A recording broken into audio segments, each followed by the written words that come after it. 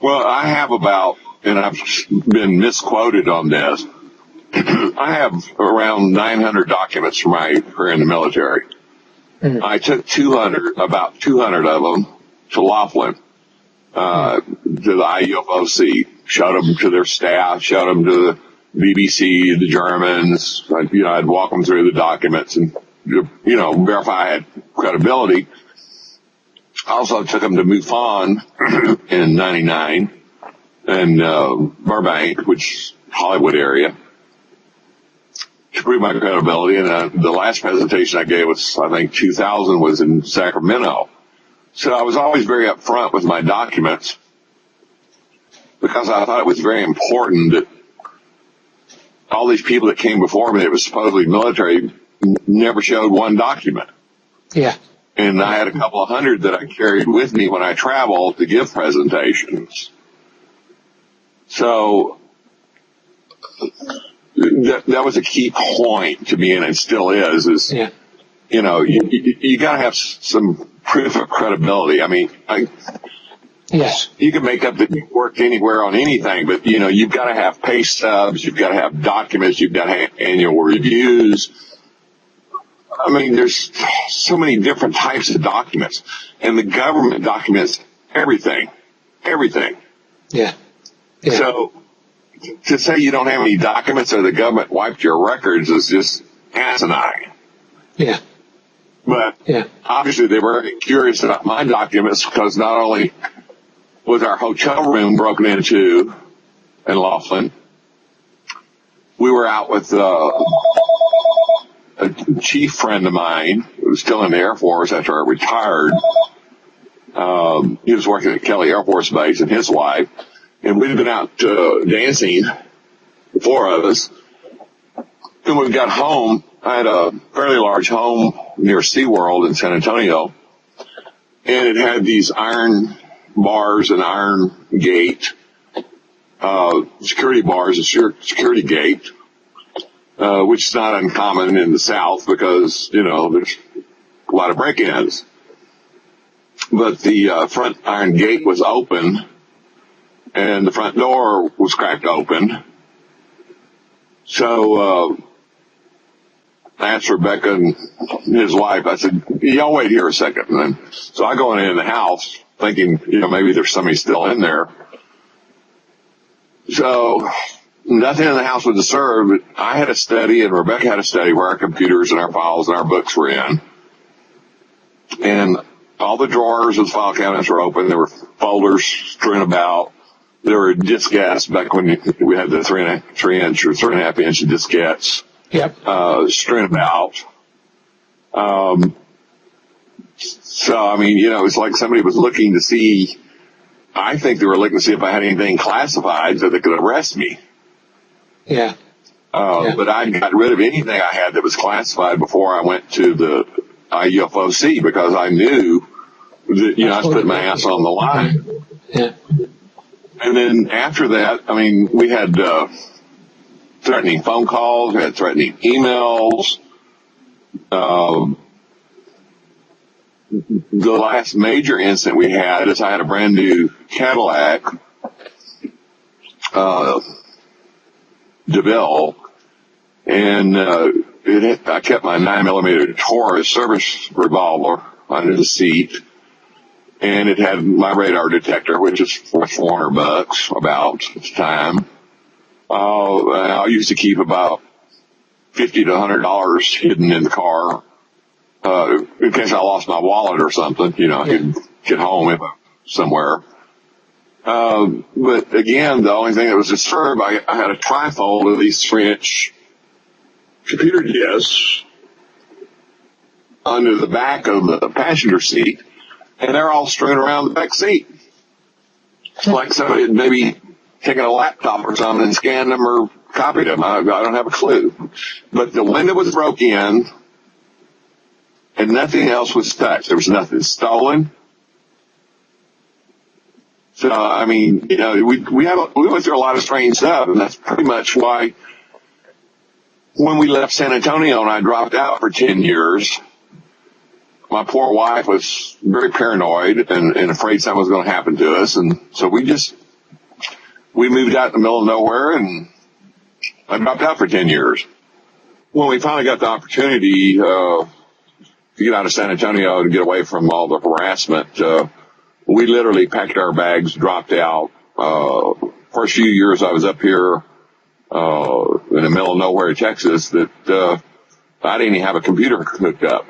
And I did a lot of carpentry and woodworking and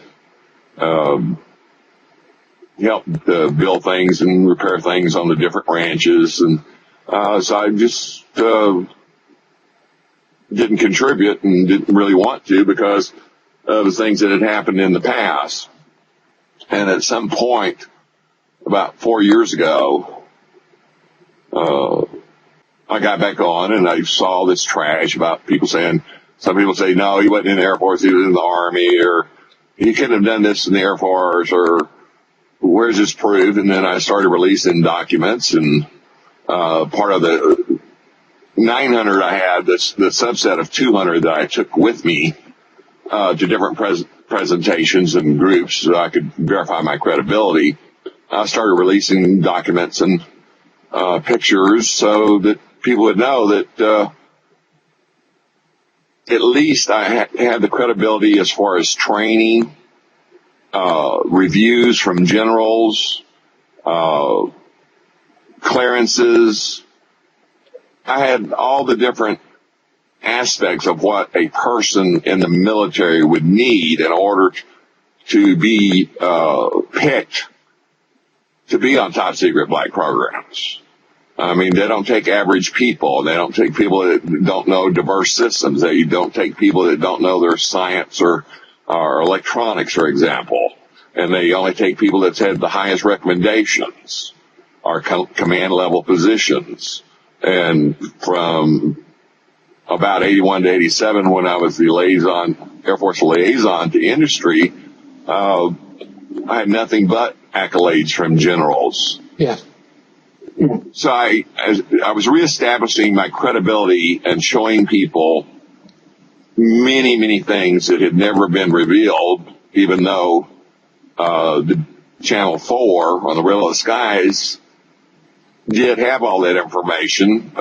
They decided at some point to basically cut down almost 6 hours of interviews down to just a few minutes on the Riddle of the Skies.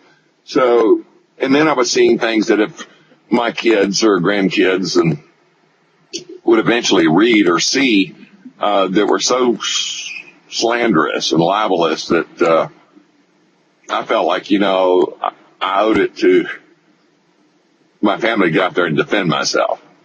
Right. And that's what I've been doing since then, is trying to show people that I do have credibility and I'm willing to work with anybody. And of course, I mean, this again is part of the story how we eventually came into contact, because I'd done a presentation about anti-gravity research and technology, which I'd come across having got back into the Disclosure project, and I'd actually got a clip of you in the Channel 4 documentary, which I showed in my presentation.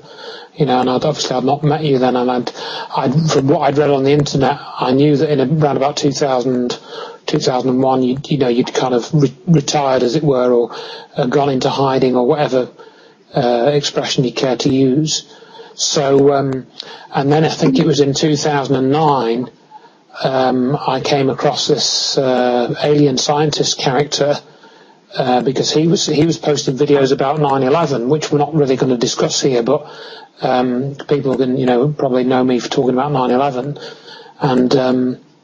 and so I'd seen the videos that alien scientists were posted about 9/11, and I wasn't really very happy with what he'd done. So then I saw that you had also, I think, there was a video of you on his channel, and I was puzzled because I wondered where he'd got this video from, which was the presentation we talked about in the 1998 presentation. And I was also interested because alien scientist had the Eugene Podkletnov video that came a bit later, and he had a couple of others, and he even reposted the presentation that I made on my computer in 2004. Just I was sat in front of my computer and did it And he'd even reposted that, and he's still on his channel. Well, at least we're recording this in January 2014. It's still on his channel now. So again, I was intrigued by all of these things, so I ended up writing to you through your YouTube channel, and that's how we came into contact. So I just wondered how it was that you sort of got in touch with this Jeremy Riss character initially. Well, I believe he contacted me through a friend. When he started his YouTube channel, I sent him copious amounts of documents and pictures and huge amount of slides of different aircraft and vehicles. And I was really supportive of him and tried to contribute as much as I could, because I felt like at the time he was trying to get the truth out there. Yeah, and he was getting a lot of hits on his channel, wasn't he? I mean, I know that he had quite a few thousands of subscribers and stuff. So, yeah, I think at one time he had like 40,000 subscribers and hundreds of thousands of hits, and I'm sure he made some good profit off the YouTube. Well, I didn't have a problem with that because I wasn't selling anything, and haven't really been selling anything for many years.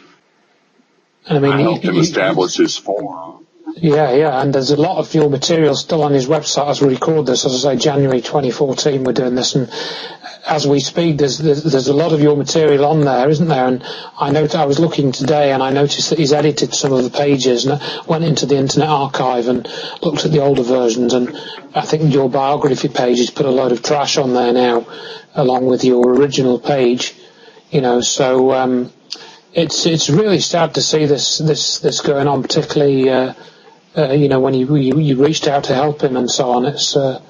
It's really quite distressing. Well, we basically, and I'm as much at fault for what happened at first than he was. I was very adamant and complaining about, and sent out some angry texts and emails that he wasn't maintaining the forum, and I had brought people on the forum. I'd chosen all the administrators and moderators, and we had tens of thousands of posts. And I mean, it was a very reputable forum dealing with science and esoteric science and military technology, UFOs. He's actually destroyed his own credibility by attacking me, because for all those years he supported me, and he made all his money off videos related to Ed Fouche, my career, the TR-3B, the flying triangle, the magnetic field disruptor, gravity, anti-gravity, mercury-based propulsion. I worked with him all those years and was happy that he made money off of it. I think it's just an exercise. We discussed this a little bit before we were recording, and he's just creating a lot of noise to confuse the picture, I think. And that was certainly one of the things that he's doing, because, as you say, he doesn't seem to care, certainly because of specific details in some of his 9/11 videos. I mean, I don't think I should go into that here, but because I've basically written about that elsewhere. So I do think he's, at least for 9/11, he is specifically putting out this information with specific components to it for 9/11. I don't know about the other stuff he's done, but certainly I would say it's true for 9/11 from my own knowledge and experience. So that's it's a pretty sad tale, and how that he should have turned on you, which is what he's done.